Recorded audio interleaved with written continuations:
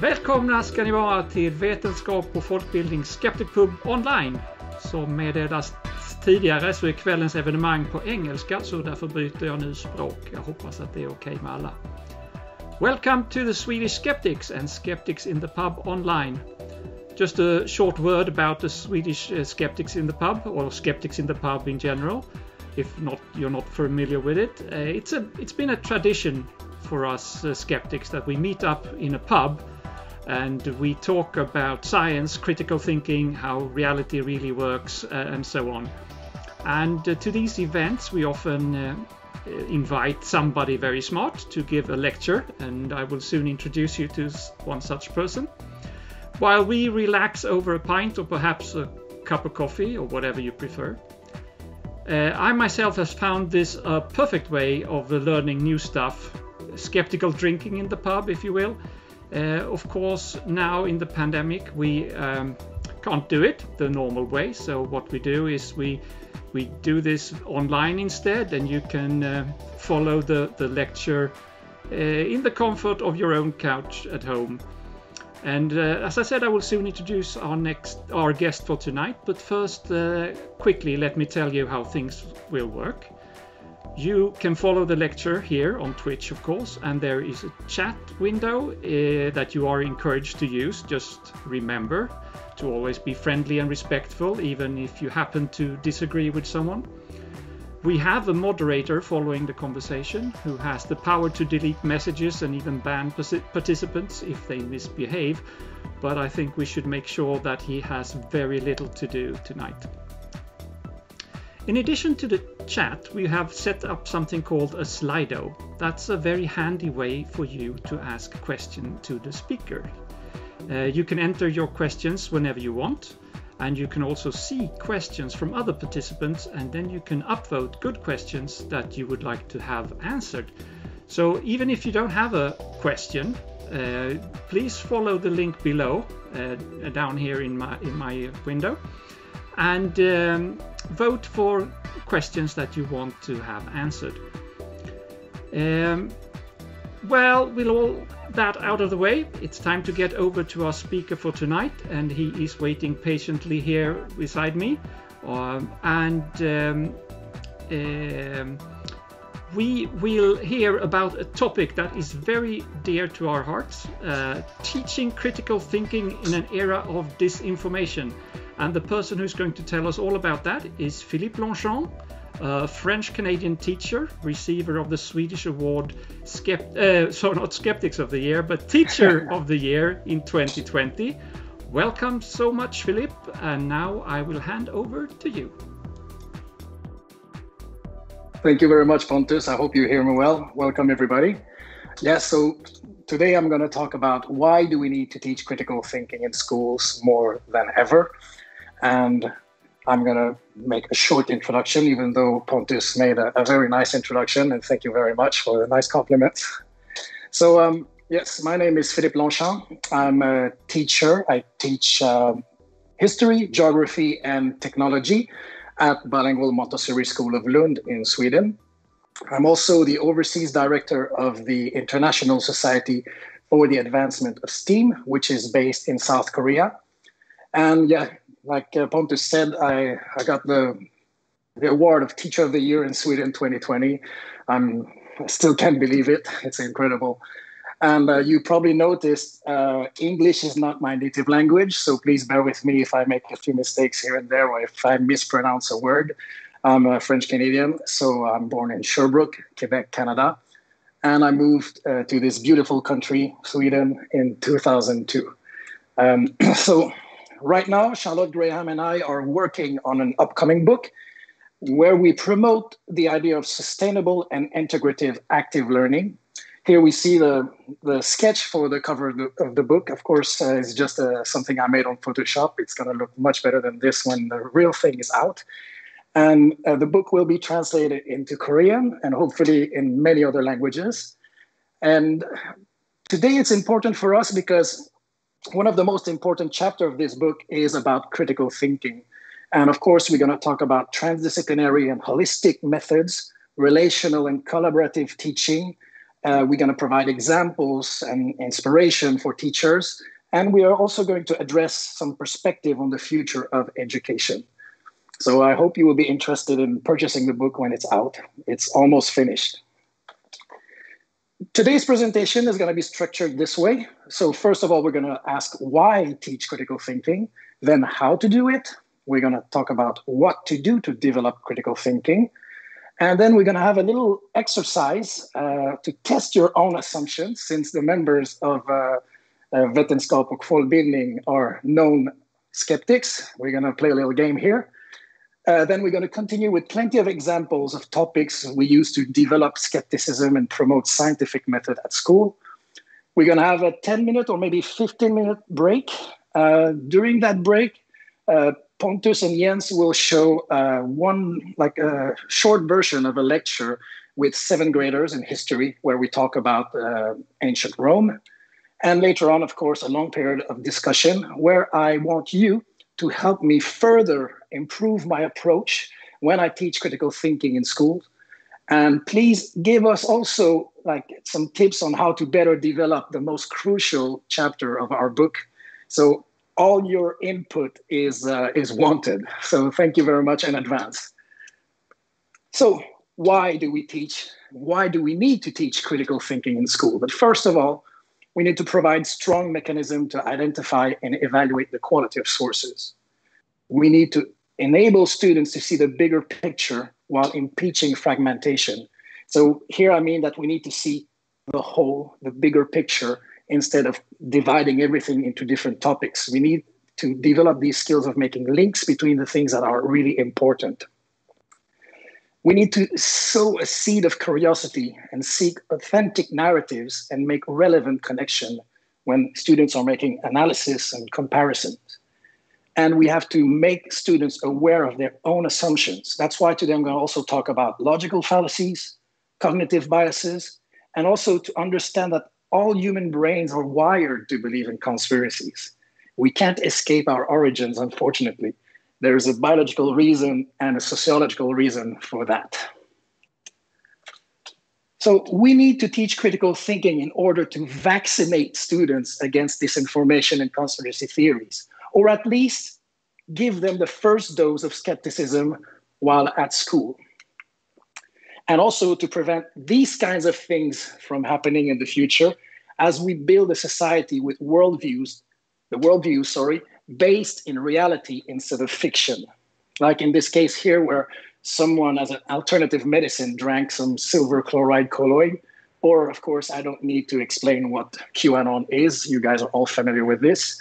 And here there's a great quote from a former member of QAnon, which says, "Conspiracy thinking hooks the brain because it feels like critical thinking, even though it isn't." So that's why critical thinking skills must become an integral part of any school curriculum. But first and foremost, teachers must provide students with the tools to understand human fallibility. So we can all fall for these fake news or this type of disinformation. We need to equip the youth with the right skills in order to live in a better world in the future. So I think that this aspect of education is one of the most crucial right now. During my acceptance speech at the Chamber of Commerce, this is a translation of what I said. At the age of information, ignorance is a choice. That's why teachers must be like lighthouses in a sea of disinformation. So I think our role is getting more and more important in order to make this world a better place. So what are the basic skills of source criticism in school? First of all, students need to critically review a text, an image, or a statement, interpret sources and evaluate if they can be used as evidence, and also find out if a source is genuine and credible. So we need to empower students to seek and find verifiable facts. But right from the start, like I said, I teach students that are aged between 12 and 15. And when they arrive, it's very important from the beginning that they understand that we need to use the Socratic method as much as possible. You need to ask the students to question everything, even what I say, even what you guys say, their parents, their friends. There will always be a clever student in the class after you say this that will raise his or her hand and sarcastically ask, why do we need to do this? And that is exactly what you wish to accomplish as the first step. Just plant a seed of doubt, and then they will be starting to try to seek answers. But students also need to learn the difference between these three terms. It's very important now because we hear the term fake news all the time, and it's been heavily misused in the last 4 years. So very important that we make a distinction between misinformation, which is, according to UNESCO, information that is false, but not created with the intention of causing harm. In contrast, disinformation is information that is false and deliberately created to harm a person, a social group, an organization, or a country. And malinformation is information that is based on reality, but it's used to inflict harm on a person, a social group, organization, or country. But all of this now is mishmash and it's packaged as fake news. But there's a clear distinction between the three. One of them is voluntary. Sometimes you don't know that you're causing a logical fallacy or you're spreading a fake news. That is misinformation. You don't do it on purpose. But I think we've all been victim of that. But the more we are made aware of these errors, the better we're going to be at spot these problems. I'm going to start with my first example here. Teachers need to be constructive when addressing, for example, the climate crisis. Of course, the students need a lot of facts. They need to learn about basic geophysics. And a good way to teach that is to integrate different school subjects. So instead of just teaching geography, I collaborate with a colleague called Cecilia, and we merge physics and geography. So the students are learning both subjects at the same time. So it's easier for them to make connection between both science. And like you see here, first of all, they learn the difference between weather and climate, something that people working at Fox News don't understand yet.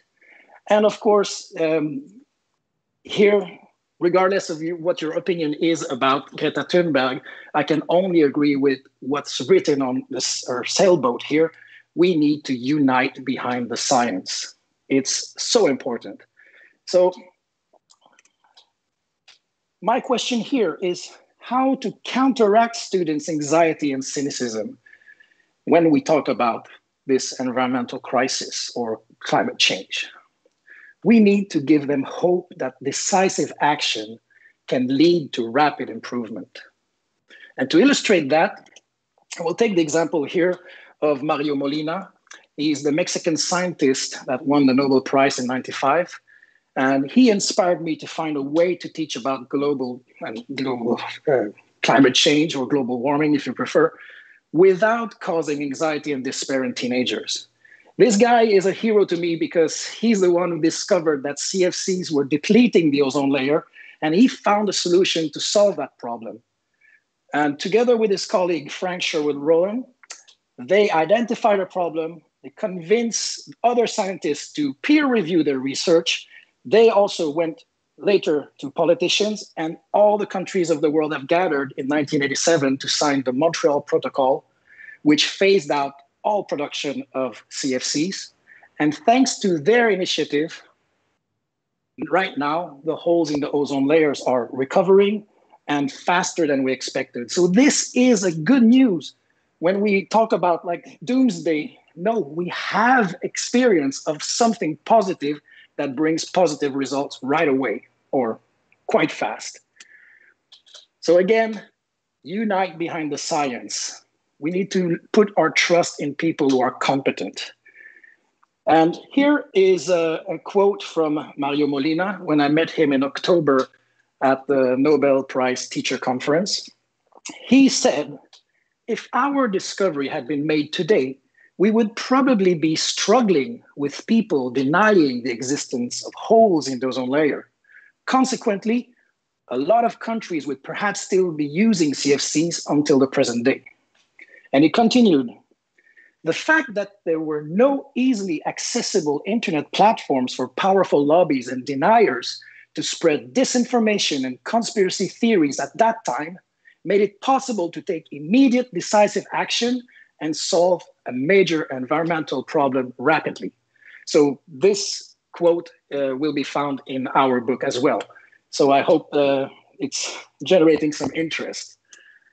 So stories like these, they will empower teenagers and inspire action. And for any issues, not only global warming, when we learn to see the bigger pictures or the bigger picture of anything and trust the scientific method to solve problems, we have a much greater chance of success than when people put their trust in unqualified, opinionated, and disingenuous people. We need to teach our students the value of empirical evidence. Like in this quote here, if someone says it's raining and another person says it's dry, it's not your responsibility as a teacher to quote them both. Your responsibility is to look out the window and find out which is true. Middle ground is a logical fallacy. Often there's one side who's right and there's one side who's wrong. And most of the time it's the scientific side, because science evolves. It is there, it's not static. People can question it, we can improve it. And that's something that we need to teach the students.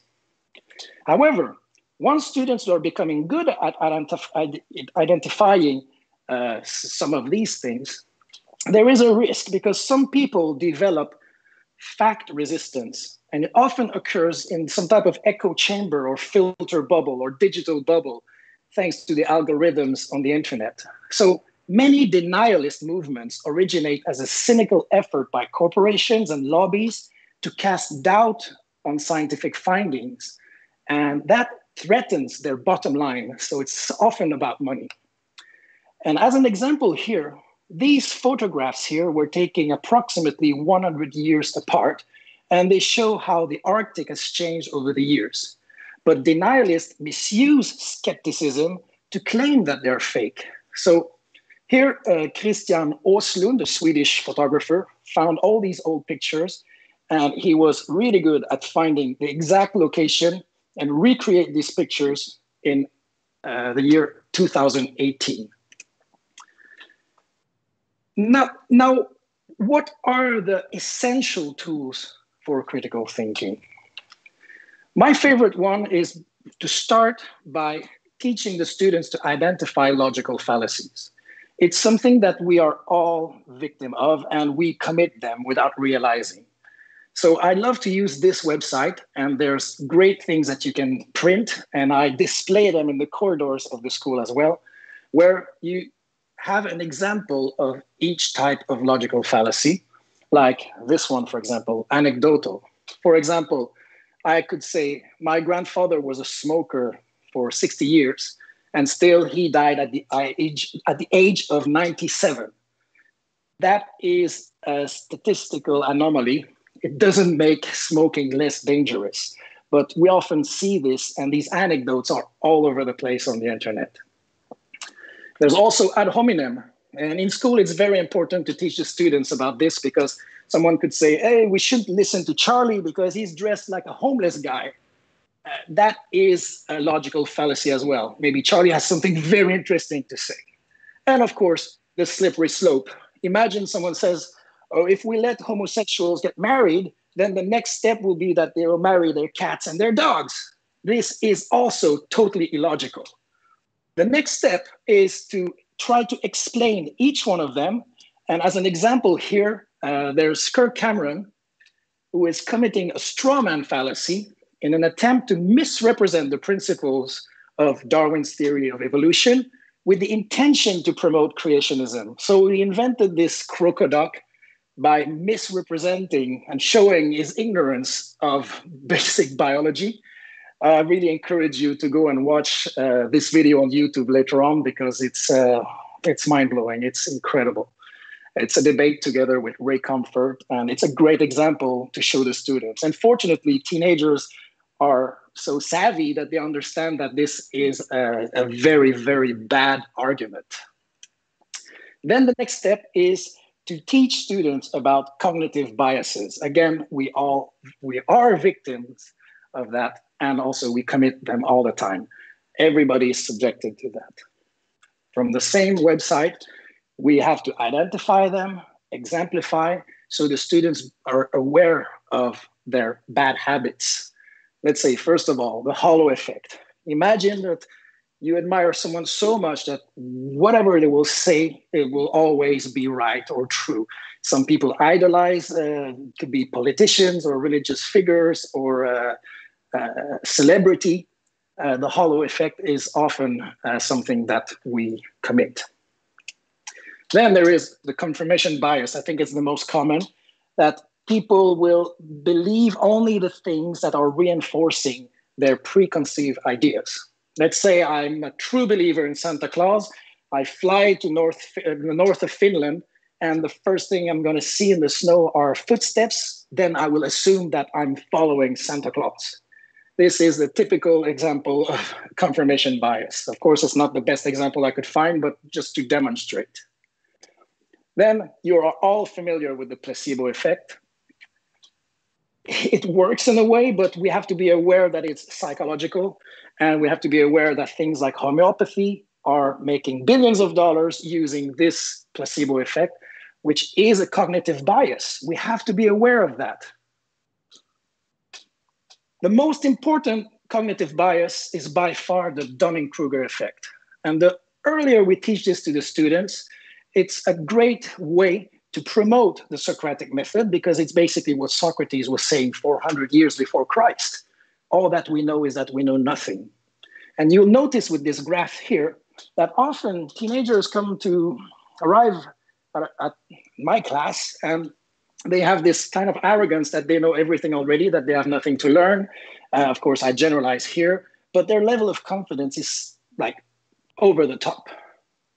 While as they're learning, and for all of us, it's the same thing, often people who are doing their research on the internet, they know very little about a topic, and they're super confident about everything they say. But as far as we know, but the more you start to learn about something, your level of confidence is dropping, because you are realizing how much more there is left to be discovered, and how any branch or any field is wide. And once you reach a higher level of expertise, you will never reach the same level of confidence. You will be much more humble, because you are aware that there's so many things left to be discovered. And of course, you won't have the bad habit of filling the gaps with nonsense. Just, you will say, like, as far as we know, we don't know yet.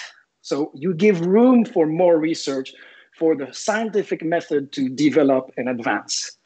And here, I don't want to sound condescending, but if you look at this graph, it's often the case that some people are too stupid to realize how stupid they are.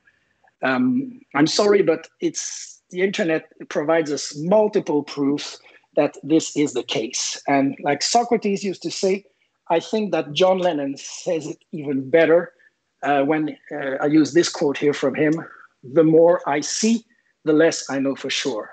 So yes, your level of confidence goes down the more you know. So it makes you more humble, less arrogant. And that's what we need to nurture with our students as well. They need to keep an open mind. In order to achieve this, I love to put stuff on the walls in the corridor at our school. Like you see here, I put the logical fallacies and the cognitive bias, all the descriptions with some examples. I have some historical timelines, and I have inspiring quotes on the walls. The goal here is not to force the students to read all of these and memorize them during their breaks.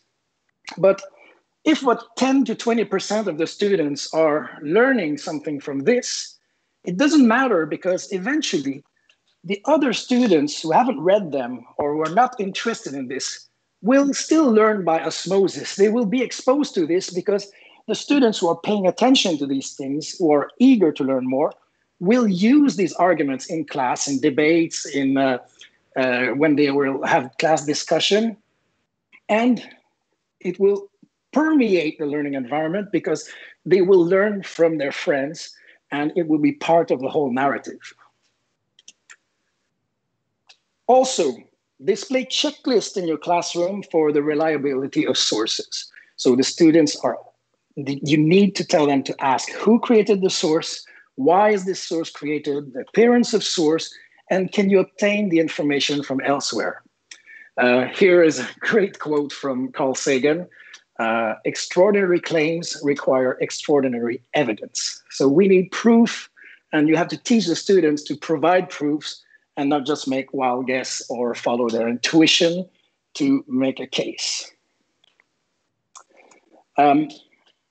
This is a basic exercise I do with my 7th graders. Early on when I teach geography, I ask them to Google the word tsunami. And they need to try to spot what are the fake pictures and have a class discussion about this. But believe it or not, I took that screenshot about 3 years ago. Fortunately, now Google is improving a little bit with their algorithms. But out of these 18 pictures, there's only 5 pictures or actual tsunami. So you need to make them aware that Photoshop, people are really skilled at Photoshop, and that these things, they exist because they serve as clickbait. Some people will use this as a thumbnail for YouTube, and they want people to click there more because that's what's profitable. And when you see these pictures, you have to teach the students to find the original or find the source. And there's an easy trick that they have to learn, is that when they see something unbelievable like this one, when we understand, I mean, with basic knowledge in geography, you understand that this picture in the English Channel is absolutely impossible. First of all, there's not enough volume of water in these shallow waters to produce such a big wave. There's no seismic activity or no tectonic plate, no fault lines, no divergence zones. So students see this and they say, it can't be true.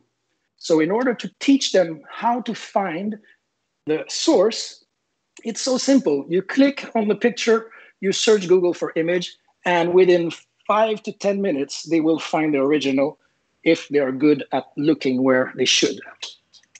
This is a classic example. You've probably seen this on the internet, and maybe some of you shared it thinking that it was true. I hope not, but it is obviously a fake.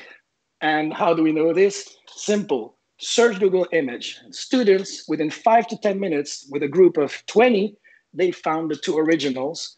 And then it was clear that it was an old dead whale and a squid, and a person who's good at Photoshop. Same thing here. When you see something on that's made, that not necessarily clear that it's made on Photoshop, but first of all, ask who says what and why, and who published it. Do they have an agenda? And why are you exposed to this type of material? Are you fed with more of the things that are confirming your pre-existing beliefs?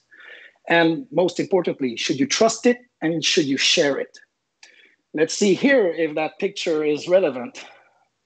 A 13-year-old needs only 5 seconds to find the original here, which is pretty clear. I'll let you find it here. And let's see if this guy, Patriot Gary, he says, can liberals really be this stupid? Well, I will just quote what we've learned about with the Kruger and Dunning-Kruger effect here, and I'll let you be the judge. So very important. Sometimes it's just for fun, it's humoristic, but we cannot take everything at face value. And teenagers can fall sometimes for these things, and we need to make them aware that it's widespread. Most of them know this, they understand, but we can't let anyone behind, because that small percentage of people will fall for these things will be a problem in the future. Likewise here, you see these viral pictures on Instagram. Well, a trained eye, a student can find this very, very fast by just observing without searching the picture on Google. We'll just make an observation that you can see the tarmac in the sunglasses of the pilot. Then I want to believe that they are like giant poodles and dogs I can ride. But Again, it's very, very important to understand how people are getting really, really skilled at Photoshop, and that it's pretty easy to fabricate pictures. And we should ask what Bernie thinks about this right now, because it's going viral everywhere. And the good thing with this is that we make people aware that it's really easy to be fooled on the internet, especially with these types of memes that are coming out. So don't be credulous. We have to teach the young people to be aware of these things. So how to teach critical thinking? Well, it's not only to become like to find the right source or whatsoever, but us teachers, we need to use a transdisciplinary and holistic method in order to integrate as many subjects as possible and to encourage the use of the scientific method, even in non-scientific or non-science subject in school. We need to use many active learning strategies, including hands-on activity and hands-on learning. Here you see a picture of me with my favorite pedagogical tool, 40 frame from South Korea, and my students competing in a lot of different contests where they need to have good critical thinking skills in order to be convincing in front of a jury. So by using the dialectical approach and this three-step cycle, question, investigate and evaluate, and synthesize, we can achieve great things with teenagers. And here is how. First, the phase of questioning is pure Socratic method. Let them be like 3 or 4-year-old kids who are asking why about everything. So this will develop their habit of questioning, and you can add a lot of open questions. Then introduce them to epistemology, which is basically the theory of knowledge. You have to ask them, why and how do we know this to be true? Why do we make assumptions about this or that? And to do this, we can use, for example, Bertrand Russell's teapot analogy, Plato's allegory, or demonstrate how assumptions are made by deduction by examples like the smoking cup of tea. We can talk about these in the discussion later on. Then, in this phase, it's very important that us teachers display humility and intellectual modesty. We have to avoid sounding condescending, and we need to remember to ask gentle questions. We teachers are not there to prove the students wrong. If they are wrong, you have to let them prove themselves wrong on their own, because this is much more sustainable. When you come yourself to a realization, it will stick. If someone imposes it on you, it won't work. So you have to give them the skills, plant a seed of doubt, and let them come to their own conclusions. Sometimes it won't work, but it's a good way to start. Then at the end of every lesson, always ask, have you learned something new today? This will usually be yes, because they want to be in school for a reason. They want to be there not to waste their time, but most importantly, it will make them reflect on the content assimilated, and it will contribute to the sustainability of the knowledge acquired.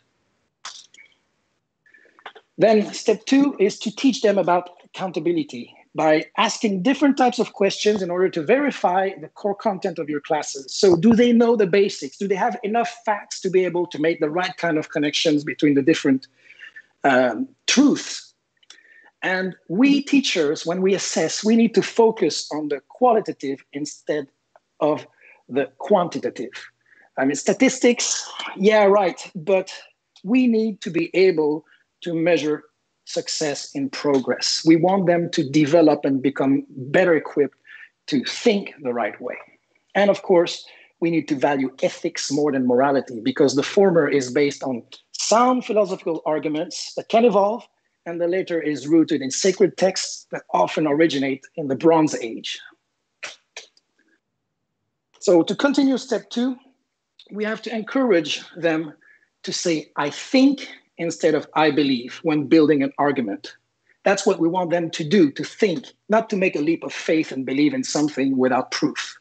We need to teach students to point out also anachronism in history and train them to spot disinformation. We have to show them what the red flags are. For example, if there's a video that seems fake, there are tricks to find out, often like these super rapid zoom in, zoom out, to mask the pixelization of pictures. So we have to make them into skeptics.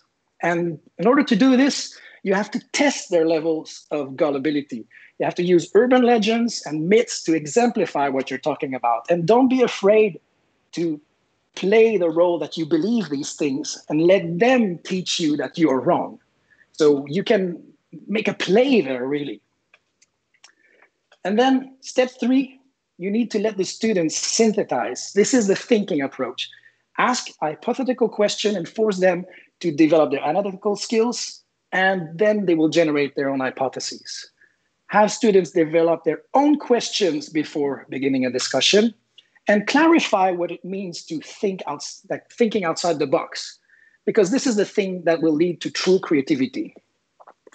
Make them aware also of all these pseudoscientific ideas. Tell them not to trust too much their intuition or their ideas that the paranormal is responsible for such things. Here, I really love this example that was written at the time that some school boards in the United States were, they managed to have the theory of evolution alongside creationism to be 2 different school subjects. And they were saying you have to let the kids decide. This argument here where we should teach alchemy together with chemistry, or phrenology together with neurology, magic with physics, and astrology with astronomy, really exemplifies this terrible, terrible idea. Then the last part of synthesize, we have to encourage the students to teach each other. By teaching someone else, it really consolidates your understanding. And then you tell them to plant seeds of doubt in the minds of others by asking the right kind of questions. So this way we have a dialectical way of finding some answers. And us teachers, we have to use dilemmas once in a while and add pieces of information as arguments are developed to teach students that it's okay to change their minds.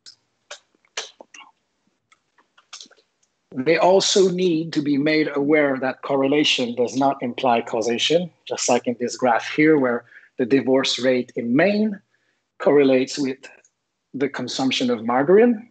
And here is another example of correlation does not imply causation, where Ray Comfort claims that the beauty of the banana, the creation of God, proves that he is a genius because of this and that, without understanding that the banana itself is the result of artificial selection. Just like the way we're breeding dogs, bananas are GMOs. They are genetically modified organisms that we selected. And here I put a picture of the original banana. So it also debunks the argument of the original creation. But by making and using these logical fallacies, they are discrediting themselves on their own. They don't need us, people who understand how science works, to tell them they're wrong, because eventually, as we educate people, they will self-disqualify. And what are we talking about when we are trying to exemplify? Of course, they need to be made aware that Illuminati is also a conspiracy theory, that flat Earth society's arguments are not based in any scientific understanding of reality.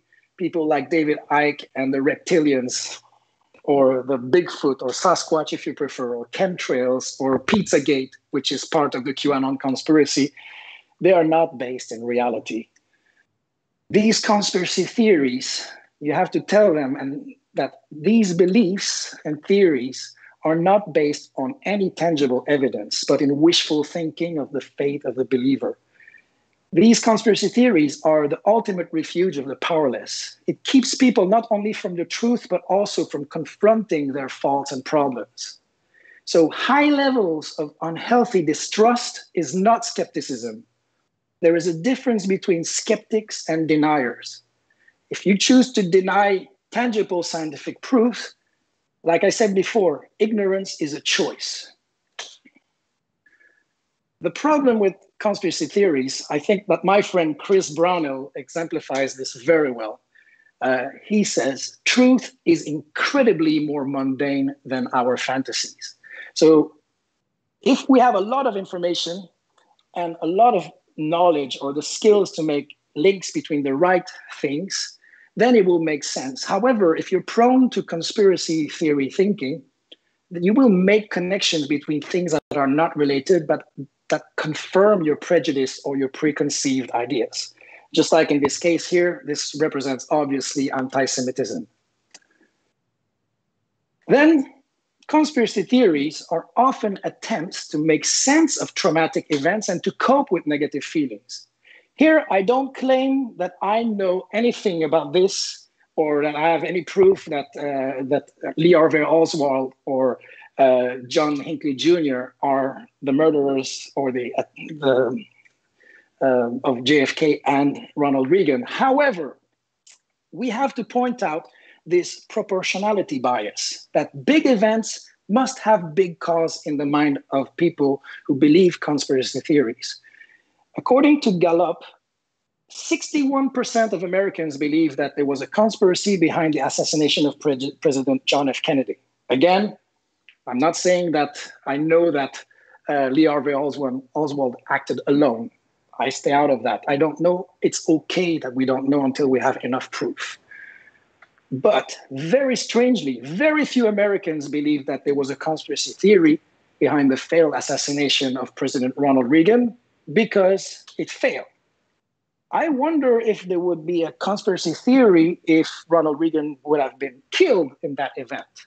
So again, plant seeds of doubt, let people draw their own conclusion and try to let them, especially young people, try to come up with their own ideas here, but by presenting things where they can ask the right kind of questions. Another great example, here in Sweden, in 2002, they made a fake documentary and it was playing on national TV called Conspiracy 58. The director of that movie was trying to illustrate how historical revisionism could work, and especially by highlighting those who are denying the Holocaust, and to highlight the importance of critical thinking. So basically, he said that during the Cold War, the CIA and FIFA collaborated, and that the Swedish World Cup never happened, that it was all a big Hollywood production. And some people believed it. And a few days later, they came out, they say, no, it's a hoax. We made up everything. It was just a big joke. But still, there are people who believe that, no, you are onto something here. There must be some truth behind that. And they're still believing this. So bad that in 2014, in a Danish magazine called Ud og Se, a journalist wrote, they have proof that the World Cup in Sweden in 1958 never took place. So that's incredible that even those who are starting fake news, or in this case, a hoax, they tell people that it's not true. And now we know that it's debunked, but still there are people who believe that. Same thing here with the Kensington Stone in Minnesota. We all know that it was a big hoax, but still some people argue that the Vikings were in that region. And even the NFL football team in Minnesota is called the Minnesota Vikings. And by the way, Vikings didn't have horns on their helmet, of course, you know. But all these cliches and these ideas, even though we know that it's not true, these ideas last. And I would like to make a parallel here with what's causing a lot of issues right now, because something similar happened not so long ago with Andrew Wakefield when he published a fraudulent article on the Lancet about the correlation between MMR vaccine and autism. That's been debunked, and some people still believe it. And now we know that vaccination doesn't cause autism. But unfortunately, this led to this kind of, it spreads over the internet and it's rising right now. And of course, I understand that, again, there are some anecdotal things happening. Of course, I understand that some young people got narcolepsy when they received the swine flu vaccine. We are aware of that. But this is exactly the same thing that I exemplified when I talked about my grandfather who passed away at the age of 97, who was a smoker for all his life. So this doesn't really compete with the fact that vaccines are in general very, very safe. And here again, let's talk about big pharma, because often the argument of these people is that big pharma is hiding and making giant profits. Yes, they are, but are they really hiding a cure for cancer? When you ask them, how come like rich and powerful people still die of cancer? Usually these people don't have an answer. Again, I don't claim that I know the answer, but it's important to plant seeds of doubt and ask the right type of question. And at the same time, when you hear people complain about big pharma, of course, they're right. However, if the alternative is alternative medicine or homeopathy, you have to instruct them that this is also big pharma. Alternative medicine is a $34 billion industry. And in 2024, homeopathy will generate revenues of about $16 billion. And of course, these, when you compare them, one industry is actually producing medicine that work. And the others, we talked about it before when I mentioned the cognitive bias, or the one about the placebo effect. The same type of strategy has to be used when we address the Holocaust deniers' bogus claims.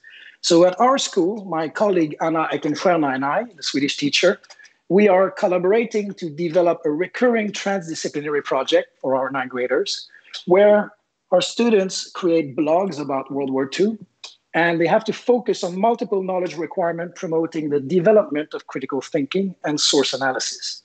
We work in a transdisciplinary way. We introduce Swedish, history, geography, and technology in the mix. And they always come up with excellent blogs. We learn a lot of things when we read them. But first, in our respective lectures, we provide a lot of examples to illustrate how the Nazis were spreading false narratives about the Jews in order to justify their militarism, in order to justify their final solution. Then we invite the students to explore multiple reliable historical sources and compare their content with sources that are not reliable. This way, they have to make rebuttals, and it reinforces their understanding in the atrocities of the Holocaust and of World War II. That leads to very interesting blogs. I will just show a few examples here, like this one, the extremely trustworthy blog, or was the Holocaust just fake news? Or were the Nazis really able to defy gravity and fly these UFOs or flying saucers? Was Hitler still alive, hiding somewhere in Ecuador? And of course, they're doing research and they find out how crazy these conspiracy theories are. Or here, did Churchill, was he responsible for the murder of Mussolini? And here, for example, was Paul Tibbet, the pilot of the Enola Gay, aware that he was carrying a nuclear device in the airplane he was flying over Hiroshima? And what is interesting here is that the students who made that used their own dad as a primary source.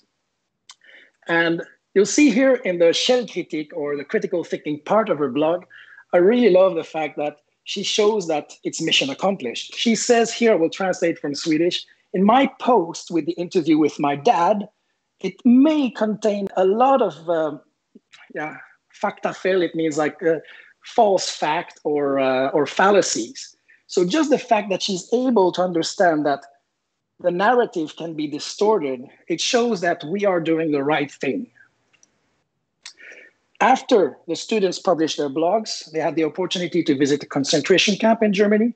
And like I said before, this experience triggers an emotional response that makes their learning experience sustainable.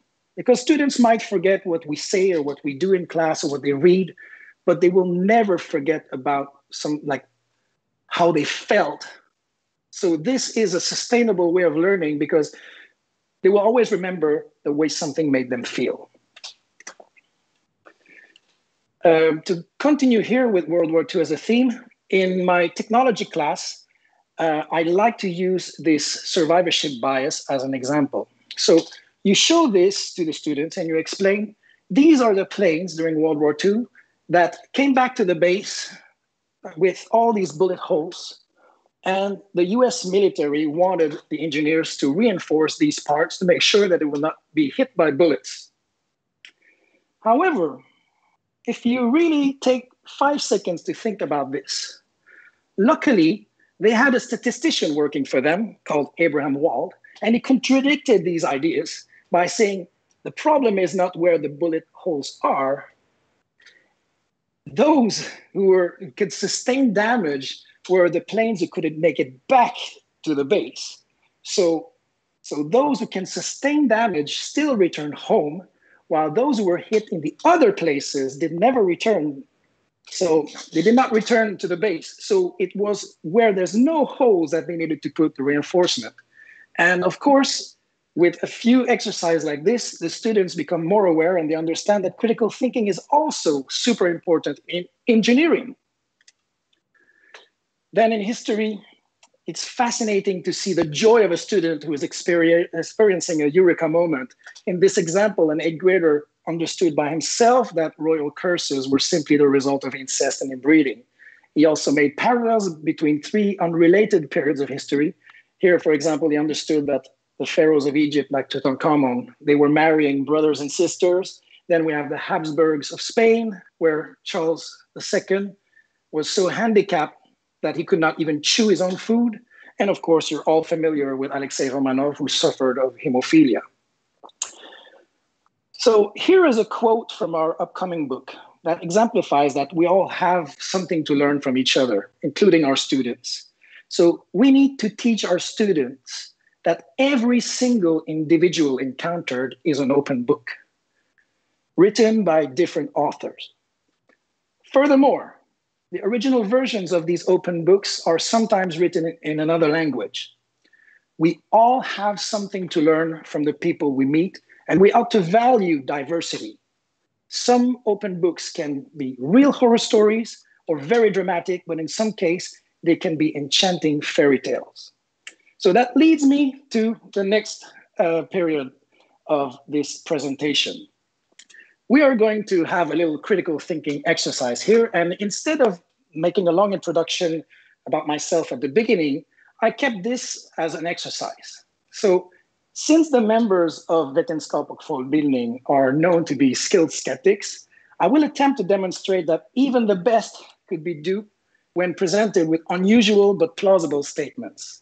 In this short biographical narrative, one of the statements is a total fabrication. All the other statements are true.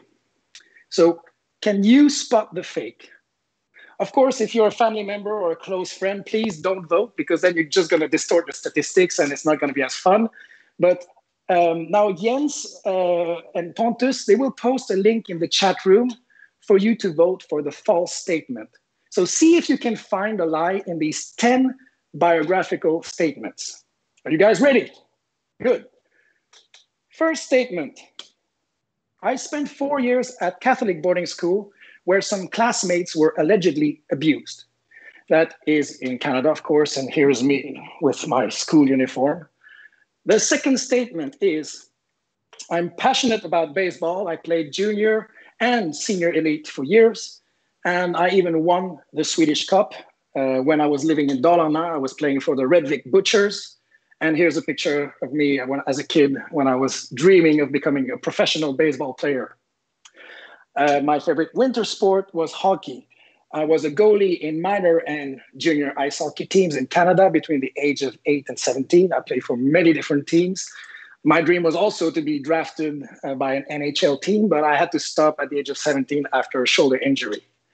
The next one is that I sent a message in a bottle from Canada, and it was found in Ireland more than 4 years later. So you can see here on the map the path of the bottle. So it went from the north coast of the St. Lawrence Gulf to Donegal Bay in Ireland. Of course, this is not the actual picture of my bottle, but it went all the way, and it took more than 4 years to cross the ocean. It was found, by the way, by a little 13-year-old girl. And I was caught in the middle of the Vaison-la-Romaine flood when I was grape picking in France. That was in 92. It was the worst flood that the south of France ever experienced. More than 30 people in that village died in this flash flood.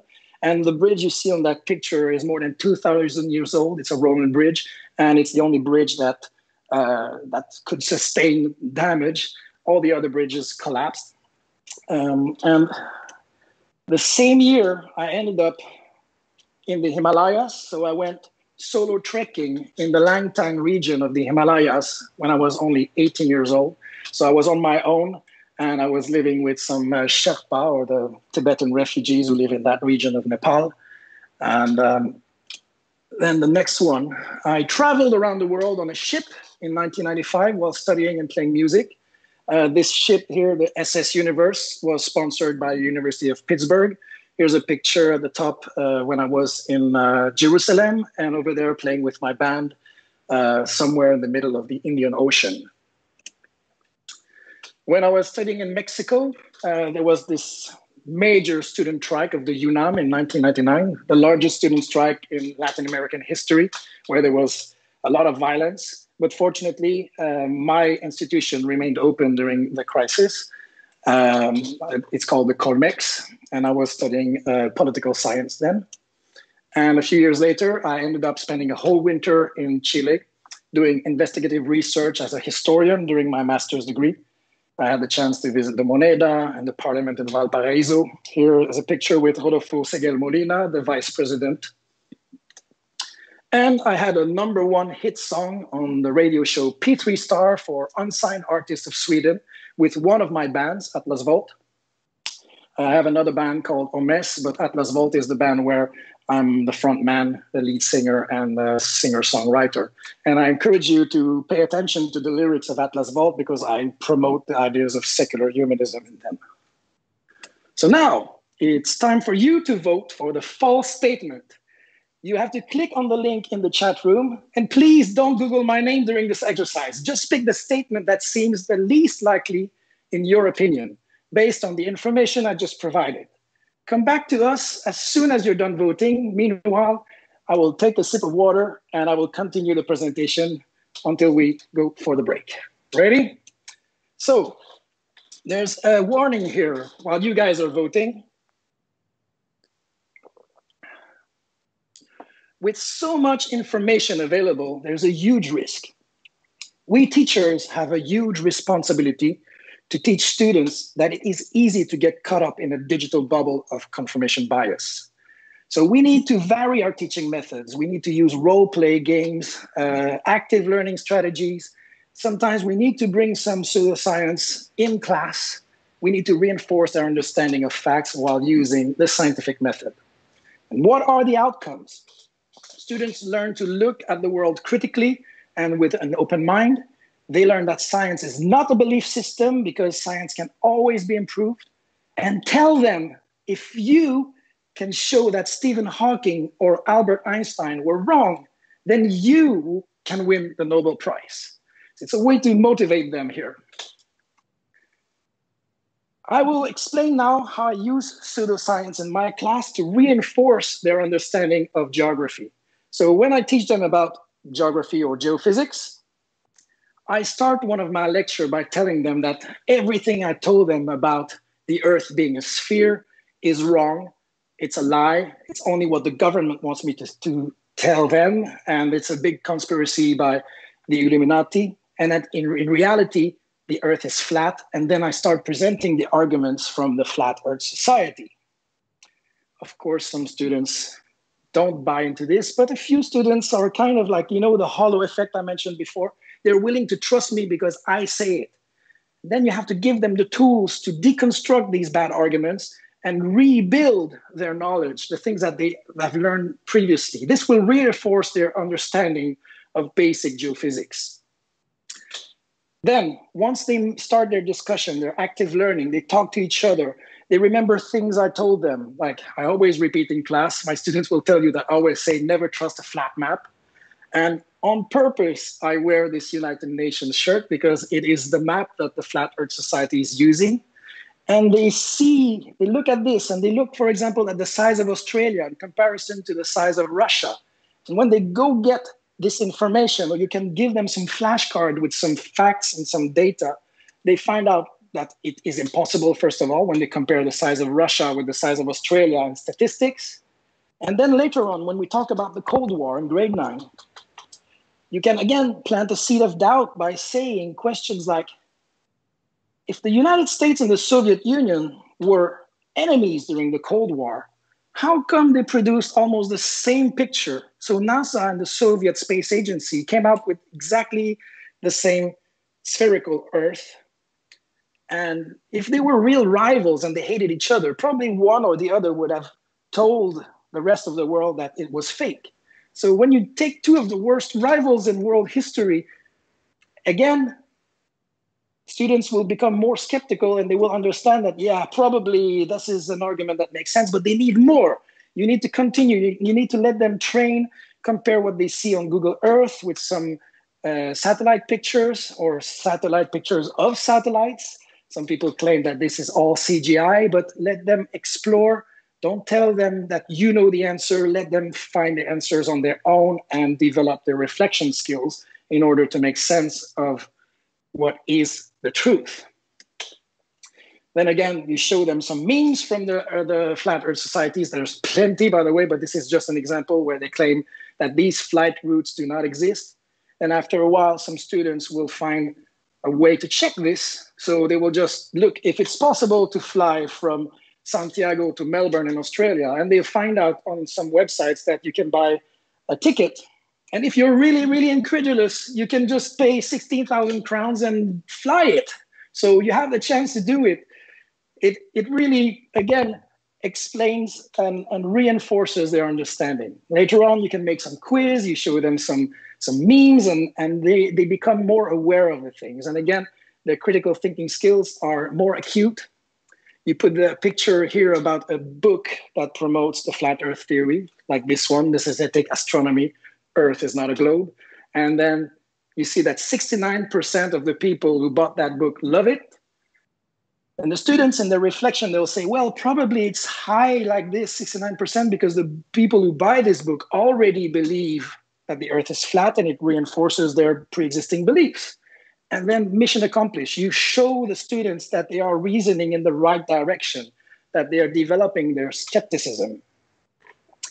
You can apply the same logic for the people who believe that the moon landing were just a hoax. So you associate different conspiracy theories. You use the same type of arguments to let the students come to their own conclusion by making sound logical deductions. Yes, perfect timing, because that is exactly the time to take a break. Because during the break, I will show you, or Pontus will play a little video of a 1-hour lecture where I use this critical thinking pedagogy with some students while I talk about the Roman Empire. And I show them sequences from the movie The Gladiator. I want them to develop their sense of, like, I want them to find anachronism, and I also want them to try to find some inaccuracies in history. So it's going to be an example of investigative learning process. So in my opinion, this is a really good way to exercise them and train them so they will never watch Hollywood movies again the same way, because they have developed an acute sense of observation. Great. So what we are going to take a break. Yeah, so what we'll do now is we will play this movie. It's about 10 minutes long. We will take a 15-minute break, I think, so people have a chance to refresh themselves a little bit, and then we will come back with the question moment. And I can say we have had quite a few questions, so it will be very interesting to go through them with you. So with Excellent. That, I will start this movie. If you can find it. Here we go. And see you back here on, let's say, 10 minutes to 8. And now, on purpose, I'm going to tell you some lies. Are you ready? Yeah. So, Commodus was really strong and very tall. Some people say that he was like at least 2 meters high. In the Hollywood movie, The Gladiator, the movie finishes with a battle between Maximus and Commodus. Now we're going to watch that battle. We're going to see how it ends. And right after this, you're going to start your computer. And the first thing I want you to look is, did it really happen? Commodus. I've been telling you things about this period of history in the Roman Empire and about Commodus and Maximus and the Pax Romana. Now it's up to you guys to investigate, and you need to find some of the things that are not accurate in this movie and some of the things I just told you that are not true. All right? When you discover something, you raise your hand and you share it with everybody. And watch out, it's not everything on the internet that is reliable. Sometimes you will find other lies on the internet, especially on Reddit and subreddits. So find a few inaccuracies, but you have to tell me where you get this information from. Is it Wikipedia? Is it history.com? Is it from your book? Because this is also a source. So now, when you discover something that is not factually true, tell me. Now we have one person who's ready. Yes, Maria. Commodus did not kill his dad. So it's not like in the movie Gladiator. Very good point here. What's your source? Very good. And guys, I encourage you to double check this also. Maybe there's another source who will contradict this one. Akrem. Commodus was murdered. So he wasn't killed as a gladiator. What's your source? Wikipedia. Very good. You're good. So he was not killed by Maximus, you're saying, Akrem. But read a bit more now and tell me who really is responsible for Commodus's death. It's very good. Clara. Very good. What's your source? Reference.com. So here, one of the lies was that the gladiators are not wearing these uniforms. Very good observation here. So you have a good source as well. Now I'm going to go with, yes, Elisa. They usually use lions instead of tigers. They use lions instead of tigers. What's your source? Italy Wonders. Very good. And Otto, next. He was murdered in a conspiracy led by his Älskarinna. Marcia Aurelius Seionia Demetrius. Yes, so it was a conspiracy and the Senate tried to kill him. Does it remind you of something that, I'm always telling you that history repeats itself? Yes. Who? Say it. He got stuck. Yes, Julius Caesar was also. So you do. Now we go back to Shell Critic. What are some of the inaccuracies I told you and that you saw in these movies? Yes, Eba. Exactly. I told you that, everything was fine. It was so popular, but no, it was not. We have Ruben now. Maximus was stabbed by Commodus before they were going to fight. So there was not. But what is your source? Cora. Now, listen carefully, guys. Is Quora a reliable source on the internet? No. Who writes Quora? You can't make that speculation because it has some things that are users. That's very good that you found this now. Now we can develop our critical thinking. First of all, did that battle between Maximus and Commodus really happen? Or someone wrote this because they think the film is accurately historical or historically accurate, I should say. First, check if that battle really happened. Can you check? Can you double check now? Maximus is made up. Are you sure about this? What's your source? History.org. Oh, that's so excellent. You can't say one source is more reliable than another. They can't do this. Don't start a debate. But it's good point. But no, you can analyze the source, and that's the whole point of Shell Critique. Some people are more reliable than others. some sources are more reliable than others in everything. I mean, would you trust someone who's got a PhD in astrophysics to talk about the astrophysics, or someone who is in his basement who's writing a blog about like aliens? Who's the most reliable source? The one in the basement. The guy who's got the one in the basement, of course. But no, the person with credentials, the person who has more experience. Just an example to complete what Einar was saying. No, but Sometimes we do it not on purpose. Have you seen the movie Forrest Gump? Yes. Well, Forrest Gump is a very nice guy. He's very honest, but he's mentally challenged, and we see the world through his lens. So he's well-intentioned, but he's an unreliable narrator because he tells a story, and these stories are not accurate because he misunderstands the whole context. The whole history could be like this. Maybe people telling stories about Rome or Greece, they could be unreliable narrators because maybe their worldview is distorted by their social lens. Are you a reliable narrator? Yes. Very good. That's a good example. Einar? I remember now. Like, yes, people wrote it down, what happened like long times ago, but we still don't know if it's actually true. Yes, we can.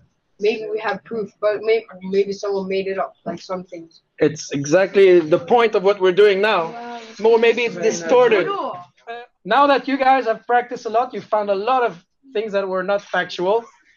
There is a very important term. The word is anachronism. Anachronisme på svenska. Anachronism in French. Listen carefully now. Are you ready? Last week, I talked about an anachronism.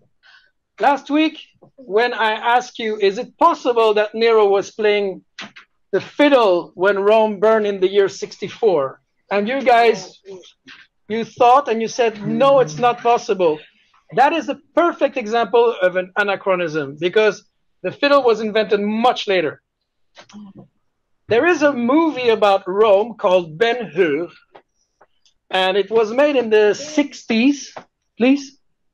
Was made in the 60s, and they are riding chariots, and they're gladiator. It's a gladiator movie as well. And in that movie, at some point in one scene, you see a Roman with a wristwatch. That's an example of an anachronism. If you look at the way the people are dressed, it would be like for me to say, I have a picture of World War I with someone holding a cell phone. Would that be a good example of an anachronism? Yes. Very good. Can you name one anachronism that we saw in the sequence that we watched today? Hey, have you checked if it's true what I told you about having boats by filling the Colosseum with water? Can someone look at it? I did. Is it true or false? False. Was it true? Have I tricked you all in believing that they transformed this into a pool or not? Someone has to check it up because you cannot go for Easter believing that they turned the Colosseum into a pool. Yeah. Check it out now. According to an early Roman author, they may have also used the aqueducts to fill the Colosseum with enough water to float flat-bottom boats. According to an old Roman historian, and when you visit the Colosseum in Rome, they explain how it worked, and now it's proven because archaeologists have basically analyzed even the rock, and it was actually turned into a pool, like I told you. So that was not a lie, that was a fact actually. But it's very good what Arvid just did now. Before saying something, he started by saying, according to the source, this is it. So the sources are super important.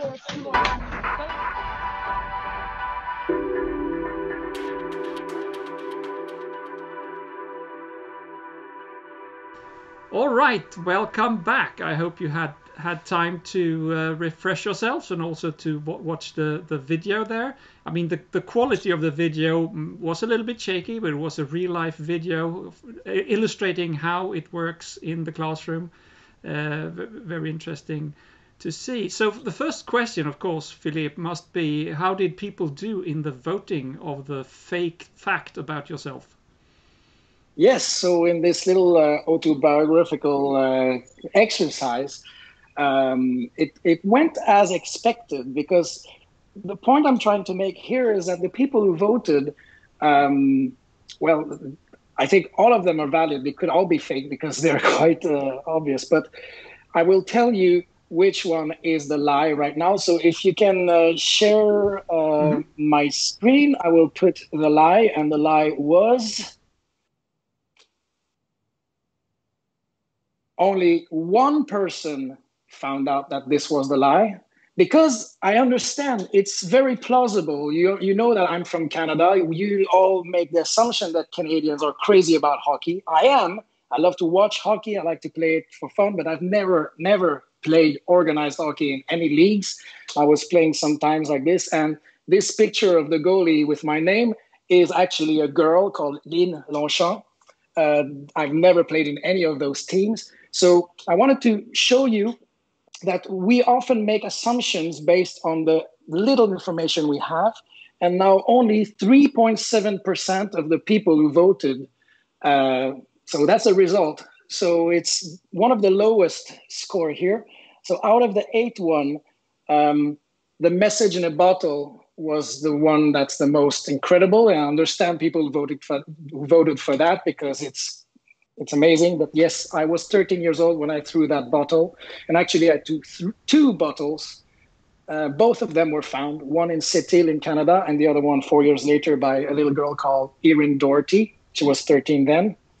And that story even became a short story by an author called Brent Lohr.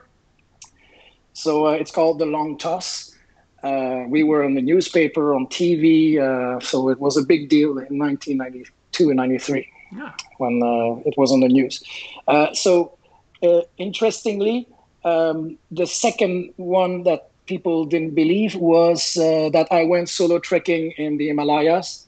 So again, I think I made a point here where the assumption are often misleading. So it kind of worked. Thanks for everybody for voting. I'm going to go back to my picture of the gladiator, but now I'm here to answer your questions. Right. Please, Pontus. Yes. So, is there a psychological need to believe in strange things? And if so, what can we offer as an alternative? It seems like people are I can see what the question is. People are longing for these very strange tales, and they want it. Yeah, I totally understand. And I must explain that I'm far from an expert in that branch. So that's just my opinion. I read a lot of books about this, and I'm not sure about the psychological aspect. I'm not a psychologist. But I think it's something that comes from our evolution, that we need, actually, it's something that we inherited from our ancestors. So my educated guess here is that those people who were more prone to believe these conspiracy theories or to be afraid of something were often those who managed to survive in the wild. Let's say when we were cavemen, those who had this kind of paranoid mindset were probably, it was probably easier for them to survive in the wild. And those who didn't pay attention to these potential threats did not make it. And through natural selection, we kind of inherited this, like sociologically and maybe biologically, and it's still there. It's part of our nature. So we are kind of programmed to believe things and to see patterns. I mean, we all see patterns everywhere. We look at the clouds, and I remember as a kid, I was saying to my parents, look, this cloud looks like Mickey Mouse.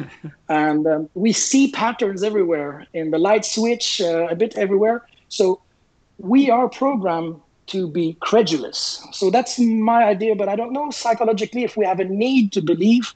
But I think that, yes, unfortunately, it's part of this infancy of mankind, and we can't really grow out of that. We have to become adults and question these tendencies that we have to be easily fooled. Yeah. Maybe we can make people realize that science and real facts can also be very fascinating and satisfy the same need. Absolutely. I think, it is a very good alternative. Yeah, much better alternative, I would say. Oh, yeah. All right, so you're from Canada. So here's a question about that. If you compare schools in Canada and Sweden, can you see different ways in teaching critical thinking in those two countries, or even some other countries? It's hard for me to compare. I've never been like a high school teacher in Canada. I've only worked in Sweden with Swedish kids. The only thing I can say really about Canada is like my own experience. And now you know that I've been to a Catholic boarding school, so you understand that critical thinking was not encouraged there.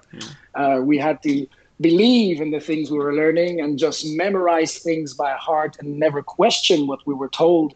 So in a way, yes, there's still a part of indoctrination. And I don't even know if in the province of Quebec or in Ontario, there is a requirement, a knowledge requirement about critical thinking. But here in Sweden, fortunately, since 2011, when the reform, we have this course curriculum or the core curriculum of the Swedish school called Lgr 11. And there are in many subjects, like multiple requirements about source criticism and critical thinking.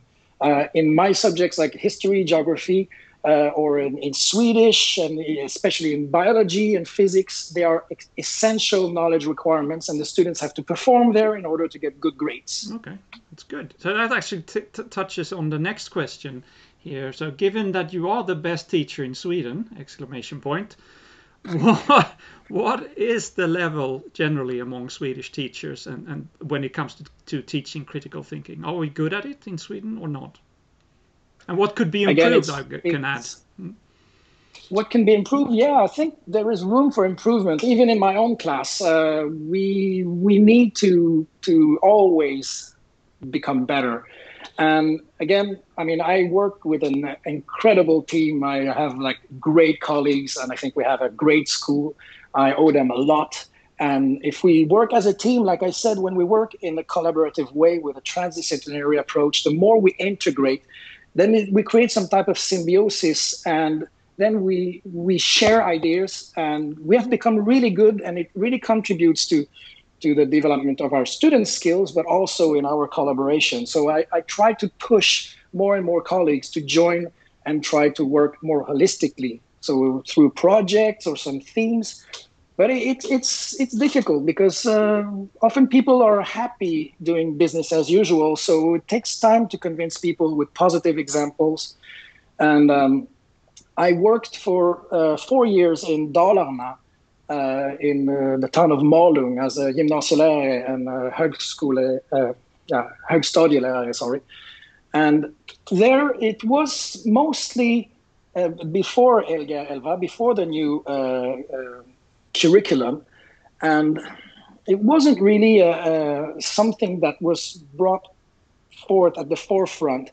But we have to remember that we lived in a very different world in 2011. Back then, of course, we were all talking about problem solving and creativity, which is great. They are great qualities. But I think right now, since 2016 until now, critical thinking has become even more important because the whole world changed and we're exposed to more and more information or like disinformation that we need to teach the kids to become good at spotting this. All right. So do you encourage students to try talking sense with conspiracy theorists or people with strong biases? Or is it situation based on more about, or is it more about planting the seed?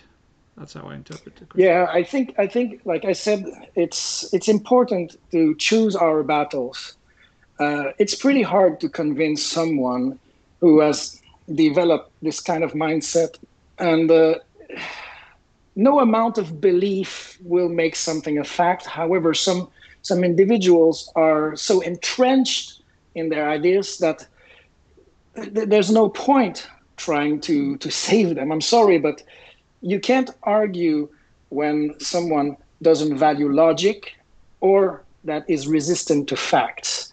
So yeah, of course, I want to plant seeds of doubt, and I want the students to develop their own skills. I want them to criticize what I say. I want them to look at what I say and like double check. I'm willing to learn from you. So this, what I talked about before, this kind of modesty, we need to encourage them. And I need to reward them if they find something that is wrong that I told them, or if I make a mistake and they tell me, instead of trying to put them down like in the old traditional school where you had the teacher as the ultimate authority. No, we have to do the opposite. We need to reward the students who are saying, well, Philippe, you made a mistake here. It wasn't like 13.78 billion years ago. It was 17, whatever. So this is what we want. We want the students to become smarter than we are. It's our goal. And anything that comes short of that means that we fail them, because we want the next generation to become much smarter than we are. Yeah, right. So, next question is, what's your view on children's stories like Santa or Trolls? Do they or did they serve good purpose, or should kids be taught only real things? No, I have nothing against that, and I have nothing against traditions. And I think it's very important for children to have this imagination and fantasy, and to develop that. And even like we can use it also as a learning experience, a long-term learning experience. I know that not so long ago there was this trend on the internet called De-November. I don't know if you heard about that. But it was some type of, the parents were pranking their kids. They were taking all the little like dinosaur toys, and while the kids were asleep, they were putting them in different places where they created chaos. And I tried this with my kids just for fun to see if they would fall for this. And of course, the youngest one thought it was fantastic and that they came back to life and they made a mess on the kitchen table. Well, the older one was like, yeah, this kind of like looks fishy. And then So that was some type of exercise. Yeah, it can be an exercise also to test if they're credulous, but I don't think it's harmful. I mean, again, it's my opinion. I'm not an expert here, but I don't think it's harmful for kids to have this imaginary friend or believing in Santa. I don't think it's so harmful. Maybe some experts will disagree with me and I should promote what they have to say instead. But again, here it's my... No, I probably agree with you. I think it's a good thing. Is critical thinking one part of the teacher's education in the at the university in Sweden? First of all, did you go to Swedish university to become a teacher? Yes. Otherwise, you couldn't answer this question. No, I completed an education here at Malmö Högskola to get my lärarlegitimation. And I can honestly say that not a single minute has been spent on that. I mean, it is there in the core curriculum, but I haven't heard anything about critical thinking while I was studying to become a teacher here in Sweden, unfortunately. Maybe there are some courses, but I haven't had any of them. So unfortunately, it's something that needs to be developed on your own. And there's a lot of things that are in the Svenska läroplan, or the curriculum, that teachers are basically trying to interpret and make sense of what they mean. I know that students have a hard time understanding these bedömningsmatrices, or these matrices for assessment. But teachers too, sometimes there's too much room for interpretation. And again, like when you ask me about how it varies in Sweden, even like the meaning of the word källkritik in Sweden can be debatable. Like critical thinking or source criticism, some think that it's more important to be able to use the right type of references, where you get the source, if you can put the right quotation and the right style. And this is for them source criticism. Right. In my view, that's important to quote your sources, yes, but it's not only quoting them, it's evaluating their quality and compare them and analyze and compare them in a way that you are able to show which is the most reliable. Yeah. Here's a question actually that ties into how you teach things at the university. Can you actually teach critical thinking as a separate subject, or do you need hard knowledge first in order to question the fake knowledge? I think they should be like alongside, because you cannot have a finite amount of knowledge. You learn for life. Every day you learn something new. I learn something new every day. But you need to have good basis. Like in the example I talked about climate change early on. If you don't understand the difference between climate and weather, you will fall for the bad arguments of the climate change denialists. Or if you don't understand that the emissions of CO2 are man-made, and you have never been exposed to the knowledge of the isotopes of carbon, like carbon-12, carbon-13, and carbon-14, you can't really make sense of the amount of man-made pollution that contributes to this global warming. So yes, you need a lot of facts. You need to understand at least basic science in order to have the right tools to make sense of what's real and what can be trustworthy. But you still need to start somewhere with easier things, like using pictures of tsunami, for example. But if I may demonstrate something where you can use this type of strategy to develop critical thinking without having too much like previous knowledge, just by trying to trick the students into believing something that is totally far-fetched. So if you can share my screen now, I will show them something that I found on Fox News on their website. So on fake news, it says, unicorns from the Ice Age may have existed at the same time as humans. Shocking discovery revealed. Oh, and now this is United States. So I tried to use the reverse logic that I was talking about when I used the Soviet Union and the United States with their similar pictures. And I say, well, if the Americans are saying this, then they agree with the North Koreans, because they also found a unicorn lair somewhere in North Korea. And now they say, oh my God, like maybe we were fooled about the Soviet Union and the United States. And obviously this picture is fake. And then I add to this, I say, on top of this, you guys can go down the stairs at school and you will find fossils of unicorn lairs. So they go down and they look and they find these in the stairs, in the rock. Then, of course, they come back, they talk about this. Some of them are totally incredulous. Others are so gullible and they, wow, that's a proof. And then they talk with each other, they learn from each other. And then you explain that, well, it says Ice Age on Fox News. And here you have rocks that's probably like millions of years old. And then they start to make sense of that. And later on, they start doing research, they look at this, and some of them found out that they were just clear orthoceratit in Swedish, or orthocerida, and they are 4 million years old. So again, then you show them what is the unicorn from Fox News, and that's their unicorn, so it's totally ridiculous. It's a rhino.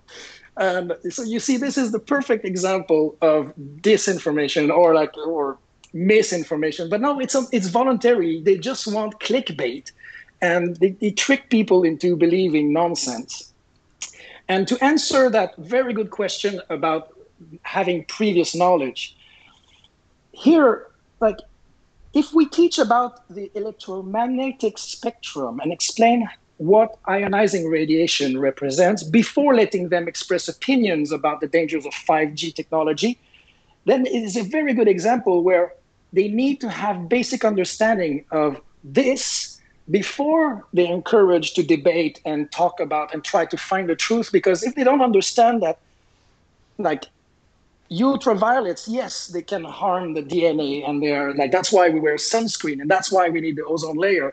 Like, past this, there's a danger for your cell to be affected. And later on, we explain how microwaves are inoffensive when they are at very low frequency, or they're not like, we're not using 800 watt or 600 watt like in a real microwave oven. Then we are debunking with facts that they should learn early on in physics in class. But again, if we teach in an interdisciplinary or transdisciplinary way, we can make sense and use these things in samhällskunskap or civic education, in physics, in chemistry, in geography, in history, so we can make parallels with things like this and different fears that people have. Again, here, understanding this spectrum provides tool for understanding what makes sense and what doesn't make sense. Right. And of course, before I go back to you, Pontus, students need to know the difference between satire and fake news, because these are really funny, but still some people will think that they are real news, and there's a danger there because some people share funny stories from Andy Borowitz, for example, thinking that he's serious. So don't forget that we still need a high level of a good sense of humor before anything. Right. Can go back to you now. Yeah, so I think we have time for one more question. There are many others here, but I think there are more. Some of them are more comments and congratulations for a good lecture. The one I'd like to ask you is: do you also discuss biases within science in class? Yes, of course. I think that it's important to talk about, especially as a historian, how often we've been wrong, and that there are biases still today, because like 100 years from now, we will definitely find out that some of the things that we know now are not exactly the truth, especially with how fast things are evolving. But in a historical perspective, we would just look at what Aristotle believed about so many different things that he was wrong about, but it doesn't make him a bad reference. And however, we can still use his ideas and make a sense of this. But yes, it's important. But I think it's more, again, if we work in a transdisciplinary way, we need to collaborate together with the science teachers, those who have the qualification to talk about this. So here, as a history, geography, and technology teacher, I don't claim that I have all the answers there. But again, it's very difficult for any teacher to have an expertise in everything. We're not like a Renaissance man or a polymath or experts in everything. But in a team, sometimes we have enough competence to really create this group that becomes some type of Renaissance man or polymath. So that's why it's important together to collaborate in order to really help the students to develop and to become the best they can be. All right. Thank you so much, Philippe. It has been a fantastic evening here, and I've enjoyed it very much, and I hope everybody has.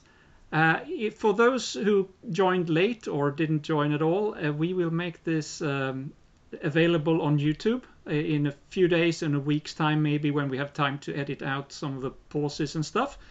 But I think it was great, and I'm very, very happy that you could join us. So thank you very much. Thank you very much, Pontus, and thanks everybody.